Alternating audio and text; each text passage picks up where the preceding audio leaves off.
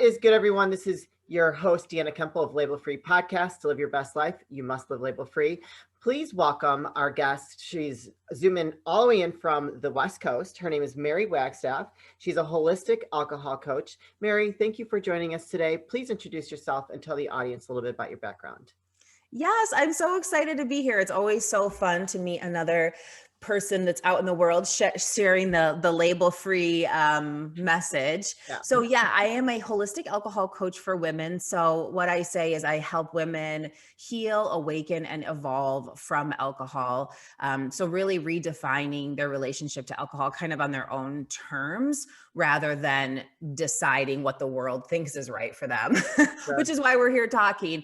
And in addition to that, I am a mom of a little 5-year-old boy who is challenging me in the best ways. And yeah, we just moved out to the mountains in Oregon. And so it's been with quarantine and then being out in the mountains, it's been a year of transition and a lot of introspective work. So I actually just recently started writing a book, which I'm super excited about. I've been putting it off for years. And, I think sometimes it's like, we're ready when we're ready. Yeah. And it's the extended winter out here, this little microcosm that I live in I just decided to take advantage of that and stop, putting, excuses and get to the keyboard and just start. So I'm really, really excited about that, and it's, around the work that I do. So it's been kind of really an interesting thing just to see what's coming out of my brain and onto the paper. But yeah, that's what I'm up to currently right now. So thank you. That's a lot of work. I've been told that I should write a book, and I'm like, man, I don't know if I want to tackle that because I don't even know where I would start. Like, where do you start? Yeah, well, I would love to give you the link to the guy so I knew I needed, I'm a writer. I do all my own content for the podcast, and I love writing. I've always been a creative writer, not so much fiction, but nonfiction. Sure. And, but I knew I needed a little boost. So what I did was I signed up for a 30-day book challenge for a nonfiction book. And every day you get an email, and just started with a basic outline and then kind of broke that down with bullet points. So it's like every day you have a direction. And then his invitation is a method of just free writing. So the first draft is completely non-edited, and you just got to put those fingers on the keyboard and just go stream of consciousness uninterrupted. And it's really been, who knows, half of it might go in the garbage, but it's just been the process of getting that muscle going that it's like I write every day, but just there was a block of like, oh my God, this is the book. Does it have to be perfect? And it's like, no, just get it out. And then we go back and do several editions of drafts of editing, which I will need support with for sure, because I'm like probably repeating a lot of the same stuff. And, I know my content. Sure. It's my story. It's like, I say the same stuff all the time. And it's like, so having someone else say like, this doesn't really make sense, or expand on this, tell a story here or whatever. So really it is just putting your fingers to the keyboard, turning off every notification that you have. And for, 25, 30 minutes at least every day, just going at it. I was actually writing before we got on this. So you're good. It's a little bit of a discipline, but once you're kind of in the flow, it feels really good to just get that ball rolling. And I decided this is so important to me that if I have to write it 25 times and it takes me the rest of my life, I don't really care. So that's a good attitude to have. That is a way to get it done. And it makes something that is profound, really. Because if mindset, it's going to be awesome. Yeah, thank you. I'm really excited about it. So let's talk about you being a holistic alcohol coach, because actually I talked to a lot of coaches. You're the first one that is very focused around that. And I'd like to hear what made you become an alcohol coach and, that whole process. Yeah, well, first and foremost, we're always teaching what we know the best. So I had a 20-year relationship to alcohol, kind of like a lot of people. It's just something you do as you become of age, right? It's kind of unfortunately, one of our rites of passage in this culture. Again, there's no labels around it. I'm not saying alcohol is good or bad. That's not my point. But, instead of like some other explanation or exclamation of womanhood, it's kind of like, here, do this more like a man. Maybe Yeah. that's kind of been my impression of it. So yeah, I travel the road of alcohol as well as other, substances here and there, but I started really with a relationship to marijuana when I was a younger teenager. And just, I was never a rock bottom. I was always living my life, doing what I wanted to do. I never waited for permission from anyone. So Sure. that was good, made it through school. But I realized I got to a point where I was transitioning and I wanted to start my own business and a coaching business. And I had been doing mindfulness practice for 20 years, also kind of living this parallel life of Sure. holistic wellness and yoga and mindfulness, and then drinking. And for so much of it, even though in retrospect, there were so many times where I had journaled, oh, if I just could get alcohol out of my way. But I realized it was killing my confidence and my ability to really step forward into the role that I wanted to do. I mean, my podcast never would have happened. I mean, it would have been a different subject matter. Sure. Yeah. And, I woke up many a Monday morning saying, I'm never drinking again, only to, kind of hit happy hour or whatever on the way home. And as I started exploring my relationship to alcohol with a new framework and really a more gentle approach, and started using the tools of mindfulness around that, saying like, this doesn't have to be my story anymore. And I'm kind of just frankly bored of it. Like I'm ready to do something new. This is taking up so much of my time and I'm feeling physical implications. I'm having intuition that, if I keep going this road, it could get worse. And of course, there's many things the alcohol was not positive for me in my life. But, and one day when I offered myself compassion and, I always say taking your last sip isn't the first step. So it's really just about starting the process of observation and with compassion. And when I gave myself that permission to just become a witness to my experience, the switch flipped for me. And it's like, I gave myself permission to drink and not to drink, full of compassion, no matter what I did. And then I was like, oh yeah, I don't really want to do this anymore. Yeah. And it wasn't that easy. Of course, there's a habit, you have a triggered response. It's classical conditioning that everyone goes through. And then I started sharing that with people in a really casual way of just, I'm exploring my relationship to alcohol. It's not serving me anymore. And people came out of the woodwork. It was just, people like you and me living your everyday life, but having some implication of alcohol being in their way. Sure. And so there's just such a stigma that either it's kind of like our culture is, either or, it's us versus them. And if you're not rock bottom and you're not, completely wrecking and ruining your life and getting in a DUI or whatever it is, then you're okay. But the truth is anyone can form a habit to alcohol. It's actually means your brain is working normally, that it's 5:00 and that's the bell going off saying, it's time for a drink, or a drink sounds good or whatever. So that was really how I started. And I was so blown away by how much easier the process was than gritting my teeth and running away from it and resisting it, versus moving towards it and allowing it and offering compassion to myself in the process, and knowing that nothing had gone wrong and I wasn't damaged, I wasn't wrong, and that this was actually normal, that it was like this thing that was handed to me on my path that I could have never have told you this would ever have been the journey I was going to take. I knew I wanted to work with women's empowerment, but through the lens of alcohol, I had no idea that was going to be the story.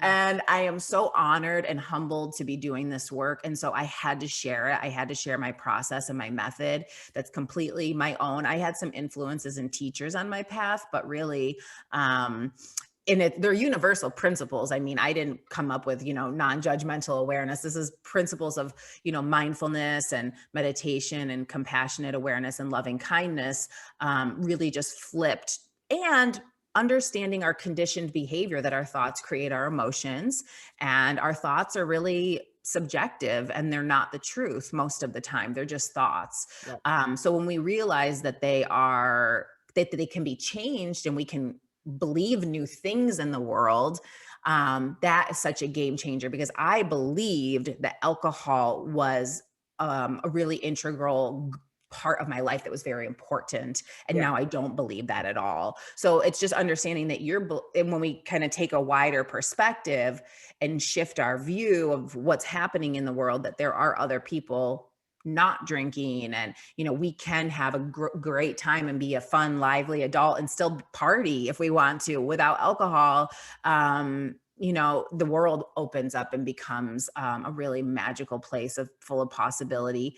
And then you have to also deal with your real life emotions, which creates then the opportunity for deeper intelligence and really a deeper relationship with yourself in the long run. And so it's been a fascinating, challenging experience that I would never have changed for the world. And my relationship to alcohol has given me such an amazing contrast to the beauty and the power of what is available to me on the other side of it, that I was really missing out on all of those years. So that's part of my path. That's amazing. So last year, because of the whole pandemic, I was drinking a lot, and I was out, I Hmm. was partying with a lot of friends, and I just had to like stop that. I love my wine. I love my wine. I do. But like even the last like probably month here, I haven't even drank, and it's interesting when I tell people if I go out, I can go out and be fine. But like my friends that I would go out and normally have drinks with, oh, you're not drinking? No, I'm not drinking. Yeah, Hmm. like, and it's very interesting to see like how people react to you when you can go out and you don't have drinks. Well, I had some wine last night because I've been working my butt off, so I rewarded myself with some wine. But like it is when you don't have that as a part of your life, that 5 o'clock happy hour, what have you, it definitely changes your outlook on life, and you are able to Hmm. get things a lot more done. Yeah, you gain a lot of time. I know people are shocked. They're like, I'm aging backwards. I have all this time. And the beginning stages of it, whatever your relationship ends up being, but really taking that step back, there's like that tension, that buildup of like the habit of your brain saying, why aren't we doing this? This doesn't make sense. Why aren't we doing this? And it's like, I've got your back. We're just kind of checking out a new way, just a new way to do life, a new way to potentially reward ourselves, a new way to be with friends. And, it's like, I always say, you know what your life with alcohol looks like. You know all of it. You've done all of it, right? If you've been had it, most people have a habit for at least 20 years. So 20 to 40 years with the people I work with, which when you say it like that, it's like, wow, alcohol's taken up a lot of my life. Yeah. So what if I did all of those things the next 20 years without it? What would those experiences look like? And it turns out that a lot of those experiences that you had, you're not really interested in anymore either. So Yeah. it's kind of like some of the stuff that you do when you're drinking is like, no, I'd rather go to bed, frankly. Like, I'd rather just get Yeah. a good night's sleep. But I think it's awesome that you kept, that you have that discernment to go out and just say, choose. Because that is, for a lot of people, it sounds like you have a really strong sense of self. For a lot of people, it's like, oh, what will people think? There's all Oh, this yeah. story wrapped up in it. So, and that's another big part of it. What are all the stories? What are you making alcohol in your life mean about you if you drink or you don't drink? And that was the thing when I stepped on my path. I didn't care what anyone thought. I was Sure. like, and so that's one of the things I really help people coach through is like, how do I go out? How do I tell people? And it's like, it's such a small part of who Yes. you are. It's really not a part of who you are at all. And if that's how we're defining ourselves, people want to get nervous about defining themselves as a non-drinker or a sober person. But I'm like, but you don't go out in the world and be like, I'm a drinker. You don't tell, Yeah, right. most people don't say that, right? And it's like, so I always say when you stop drinking, um, you're not replacing alcohol with sobriety unless you choose to. You're replacing it with more of you. You're Right. filling in that gap of alcohol with the unique expression of who you are, 100% unaltered, because now you show up. Wow, what does it feel like in this moment at the end of the day to just feel accomplished, to go out and just be engaged and listening and curious about the company that I'm with, to just feel an emotion of depression or sadness and welcome that in as your experience of being human. And so that dropping the labels for all of the stories that we've created about what it means or what it doesn't mean, and all the conditioning of where alcohol is so bombarded Oh, God, onto yeah. our plate in society, that like, then what does it look like? What do you choose when no one's telling you how to be, right? Hey guys, Deanna here with Label Free Podcast. Are you a six-pack kind of guy or a dad bod kind of guy? Either way, our friends at Manscaped have the fellas' hairy bodies covered. They just launched their fourth generation performance package, which includes the Lawnmower 4.0. That's right, you heard that right. 4.0. Trim from the leaders in male grooming. So the man in your life can join the 2 million men worldwide who trust Manscaped by going to manscaped.com for 20% off plus free shipping with the code labelfree20. That's right, 20% off with free shipping with the code labelfree20. So head on over to their website, manscaped.com, and pick up something for yourself, the man in your life, whomever that might want to benefit from keeping everything nice and tight for the summer. So You get it on TV, like you watch your favorite, show, and it's like they show people just drinking nonstop on your, like, so Sex in the City, there's an example, or oh yeah. New Girl, or even Schitt's Creek. Like, it's like, it's they throw it at you in society, in our world, constantly. Yeah. Constantly. And when I'm taking a break, when I'm like, okay, I don't want to drink right now. I just want to be very clear headed, and I gotta be focused. And I'm a bodybuilder too. So when I'm on my diet, I Right. don't drink for like 6 months, because Right. I'm just very strict, and I'm staying focused. And and I noticed that, man, I'm just like, man, do they push the booze at people? It's Like, amazing when you start to it's like one of those things, like you want to buy a car and now you can only see that car. right, You yeah, see it and it's just like, holy shit. And then that's where that FOMO, that fear of missing out comes in. It's like, well, am I not? So what I coach my clients on mostly is, not being deprived. And so when my clients come through my program, it's, they don't leave with their desire decreases. So sure, for me, alcohol is irrelevant in my life. I mean, besides the fact that I talk about it all the time as an alcohol coach, but like I'm not going out being like, oh, I wish I could drink, but I can't. You always have the choice. right, Alcohol's not going anywhere. You have the choice to drink or not drink.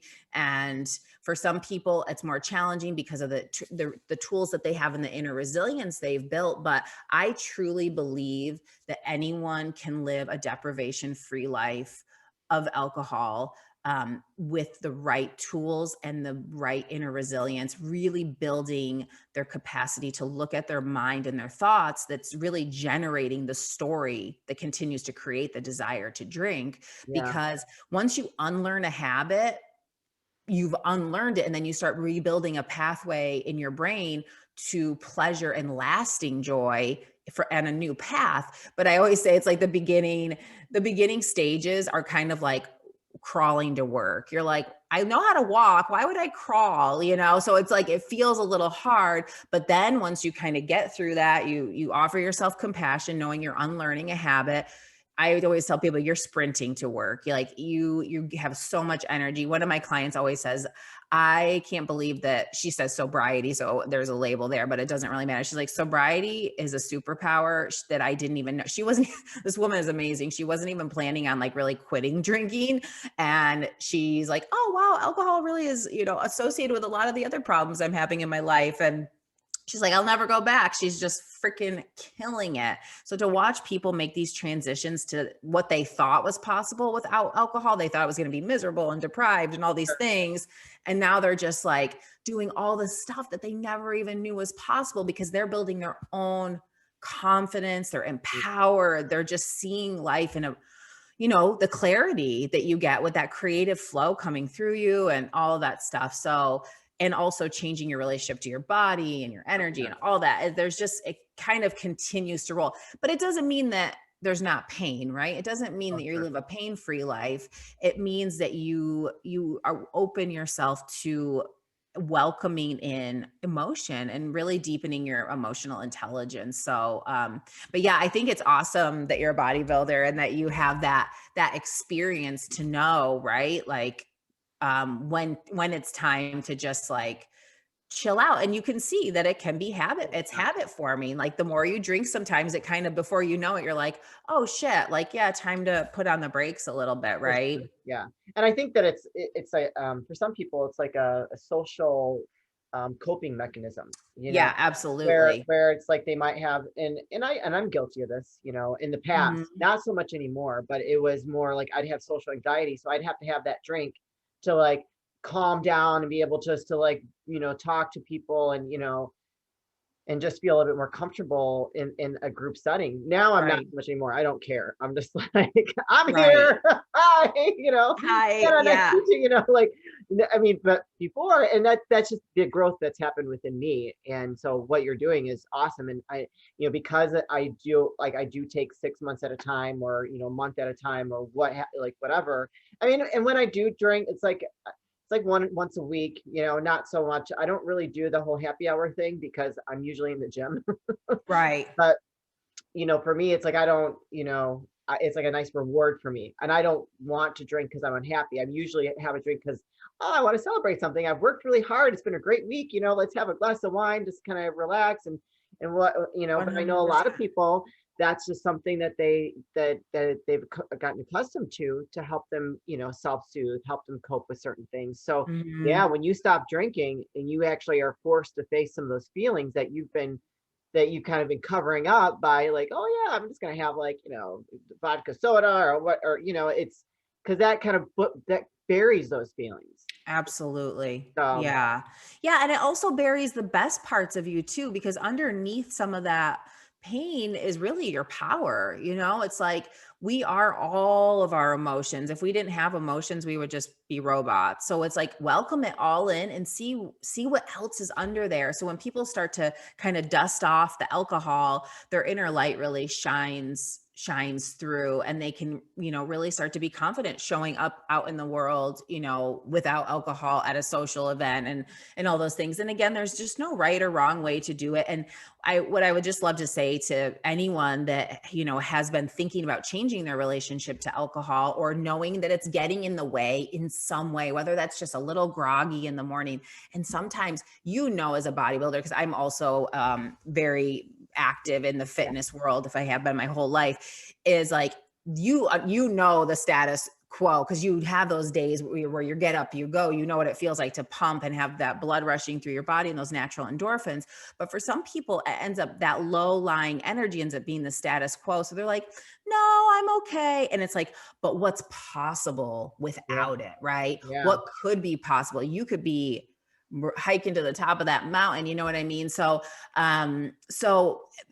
Anyway, just to know that nothing has gone wrong and that you have developed a habit that's completely normal. You yeah, means your brain's working normally, and to just start to offer yourself more compassion. And to me, like you said, like you don't really need that social lubricant. I kind of see alcohol, the change of people's relationships with alcohol as kind of a natural maturing process in yeah, some way. Like, sure. yeah, alcohol was once this thing, and I also did these other things, right? I used to stay out till 3 in the morning or whatever it was. I also used to hang out with different people or whatever. But now my life is different and I want different things. And it doesn't mean you can't have fun. It doesn't mean you can't go party. It doesn't mean you can't go to a festival. I've done all that stuff. I hula hoop, I dance. I just got a Oh, friggin' dance cool. pole in my kitchen. Um, that's like my new thing for this summer. I'm so excited. And it's just like there's other things, and you can just the world becomes your oyster, and then you have the energy to actually do it. So just start to be curious about, do I even want this? For me, that was the thing. I was just drinking. And then I finally asked myself, there was like days I'm like, why am I even drinking this glass of wine? I don't even Yeah, fucking want this glass of wine. yeah, And just to ask, like, this doesn't have to be your story anymore. And so there's so many amazing things to be had out there, and especially women are growing into their own power. We need more feminine leadership. We need more emotion in the world, people leading with emotion, and to stop numbing and dulling their emotion. And this is what creates diversity and solutions and all sorts of stuff. So Yeah, I really encourage everyone to explore their relationship to alcohol, because there might be a part of yourself that you didn't even know was in there that's just ready to come out, and in something that you're missing out on in this life. And so, as we know, life is short. We only get to do this one time. So very short, very short. Well, with yeah, all that being said, Mary, you're awesome, and I love your message, and I think that it's really important because it is. I think we use alcohol too much in our lives. Or we are programmed at a very young age absolutely. to see it constantly. Where can someone find you if they're looking to work with you or just to maybe start a conversation with you? Yeah, absolutely. Mostly all of my information is on my website, marywagstaffcoach.com. So that's Wagstaff with a W. And on there, you can find a link to the podcast, Stop Drinking and Start Living, but that you can also find the podcast wherever you listen to podcasts. It's on every major platform. And that would give you a really good introduction into my approach, and also just a lot of tools and stories to take away to actually start implementing right away. But if you go to my website and if you're interested, you can sign up for a free alignment session with me. And I would just love to talk to anyone that's curious about this process. But mostly I'm on my podcast and jumping onto other people's podcasts, and yeah, working with my clients and spending time with them and growing my business and creating and writing my book. So I love it. You got a lot going on. One last question before we wrap things up. When someone signs up with you to hire you as a coach, what does that process look like? And I mean, I know everybody's different, but on an average, how long does it really take for someone to kind of go through that and understand their relationship with alcohol? yeah, that's a great question. I really appreciate you asking that. I only have one offering, and it's a 6-month program. And I've found, because I've done other offerings like a year, 3 months, and I really find that that's kind of the sweet spot. People will continue for longer in a whole year because they really want to, every season has its own flavor of nostalgia and thoughts and all sorts of things. So, the first 3 months can be kind of like a honeymoon phase, and then people hit a little lull, and then it's a recommitment process. But the process of coaching alone is so much more about, rather than quitting alcohol, it's about not quitting on yourself. And so when you show up for that session, you are signaling to yourself, I matter. I'm making an investment in myself. I want to understand my brain. I want to have a better relationship with myself and with all the facets and the areas of who I am. And so it's so much more than alcohol's interwoven into every fiber of our lives. So Yeah. it's about learning about you, and then alcohol slowly starts to fade away. And of course, I have so many mindfulness tools that we use, and education about the habit is really important to know too, so you can kind of place it and stop thinking that you did something wrong. It's Yeah. like, no, this is a scientific thing here.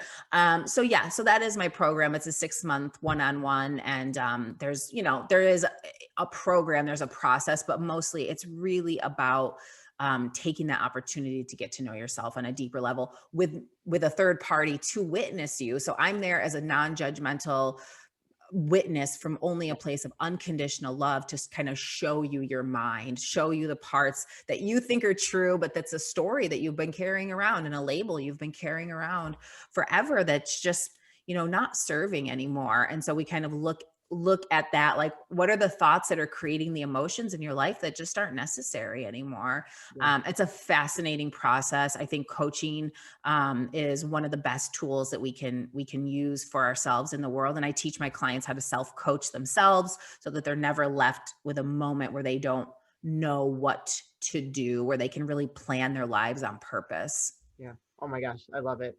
Well, I will definitely put all your links in the description of the episode. Thank you. Thank you so much for being on today's podcast. I just love your energy. I love what you're doing. You guys, this is your host, Deanna Kemple with Label Free Podcast. To live your best life, you must live label free. Please don't forget to subscribe, like, comment, and share. And I'll be back soon with more dynamic guests.